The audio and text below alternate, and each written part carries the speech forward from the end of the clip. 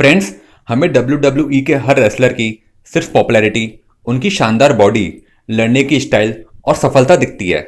लेकिन इस अपार उपलब्धि को हासिल करने के लिए इन फाइटर्स ने कितने पापड़ बेले होते हैं, ये सिर्फ इनको, इनके घर वालों को और ऊपर वाले को पता होता है। बहुत ही कम ऐसे खुशकिस्मत लोग होते हैं जो किसी करोड़पति या अरबपति के यहाँ पैदा होते हैं, जिस वजह से उनका आगे का जीवन आसान हो जाता है। वो कहते हैं ना कि अल्लाह मेहरबान तो गधा पहलवान। पर बुकर टी उन खुशकिस्मत लोगों में से नहीं थे। अमेरिका के शहर लुसियाना में एक बहुत ही गरीब घर में पैदा हुए और 8 भाई बहनों में सबसे छोटे थे। जब ये मात्र 10 महीने के थे तभी इनके पिताजी गुजर गए और जब ये 13 वर्ष के हुए तब इनकी माताजी भी चल बसी। बाकी भाई बहन भी अपना करियर बनाने के लिए और गलत संगति में पड़ने की वजह से अलग अलग हो गए। बुकर टी ने भी मजबूरीवश छोटी उम्र में ही कई जगह नौकरी की, पर जीवन में कुछ उजाला नहीं हो रहा था। स्कूल भी पूरा नहीं कर पाए और कोई खास डिग्री भी नहीं थी। परिस्थिति अत्यंत खराब होने की वजह से इन्होंने मारिजुआना तक बेचा, जो एक प्रकार का ड्रग यानी कि गांजा होता है। इन्होंने अपने 3 दोस्तों के साथ मिलकर बंदूक की नोक पे वेंडीज रेस्टोरेंट में पैसों की चोरी भी की, जहां पर ये पहले काम किया करते थे। जब ये पुलिस द्वारा पकड़े गए उससे पहले ये 3 महीनों में 12 बार वेंडीज रेस्टोरेंट में चोरी कर चुके थे और हर बार 400 से लेकर $4000 तक चुराते थे। पुलिस ने इन लोगों को पकड़ने के लिए $5000 का इनाम तक रखा था। पकड़े जाने के बाद बुकर टी को 5 साल की जेल की सजा भी हुई, जिसमें इन्होंने 19 महीने जेल में काटे और अच्छा व्यवहार और बर्ताव करने के कारण पैरोल में बाहर आ गए। उसके बाद ये अपने बड़े भाई से मिले, जिनका नाम था लैश हफमैन।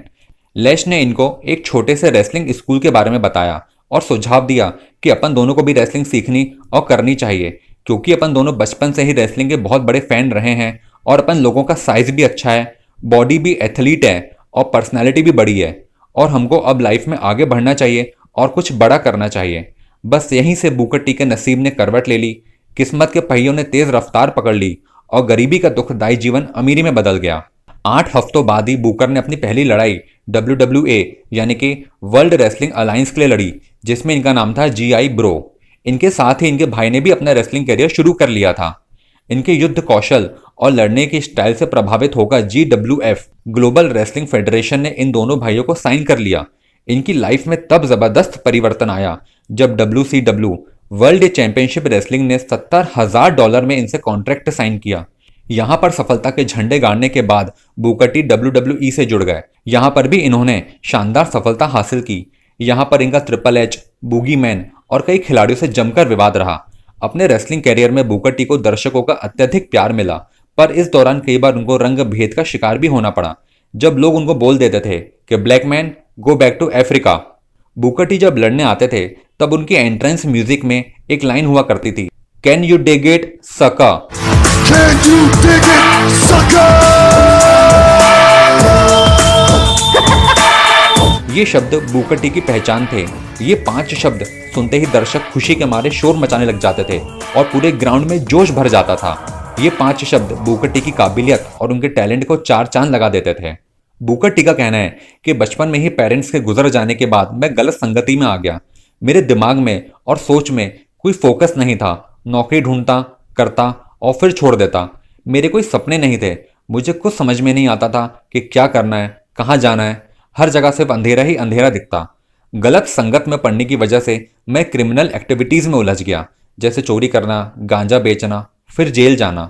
मैं इंसान गलत नहीं हूँ, बस मैं गलत लोगों और गलत दोस्तों का साथ देकर गलत काम करता रहा।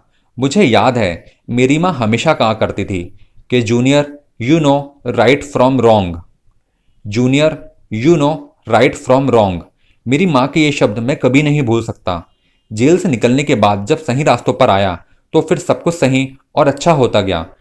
आज जेल से निकलने के 30-32 साल बाद भी मुझे रात को सोते समय पुलिस और जेल के प्रताड़ना वाले सपने आते हैं। फ्रेंड्स, आज की तारीख में बुकर टी के पास $5 मिलियन की संपत्ति है। खुद का हंसता खेलता परिवार है। वो सारे ऐशो आराम है जो हर इंसान को चाहिए। बुकर टी अब रेसलिंग नहीं लड़ते हैं, पर वो WWE कंपनी के ऑफिशियल वर्क देखते हैं। वो कमेंटेटर भी हैं और उनका खुद का एक रेसलिंग स्कूल भी है। और इसके अलावा वो कई फिल्मों में भी काम कर चुके हैं, जिनमें से पेन एंड स्लेन और यू कैनॉट किल डेविड आर्क्यूटी जैसी मूवीज काफ़ी फेमस रहीं। बुकर टी का कहना है कि जेल जाने के बावजूद उन्होंने जीवन में हार नहीं मानी। जब वो जेल में थे तब वो ये अच्छे से जानते थे कि मैं एक अच्छा इंसान हूँ, बुरा नहीं। मेरी ज़िंदगी के कुछ बेहतर प्लान्स हैं मेरे लिए, और ये कैद मुझे जीवन में आगे बढ़ने से नहीं रोक सकती। फ्रेंड्स, उम्मीद करता हूँ कि जो बुरी संगति और तकलीफें बुकर टी के जीवन में थी, वो आप सभी के जीवन में कभी ना हो, और बुकर टी को मिली हर सफलता और उपलब्धि आप सबको भी मिले।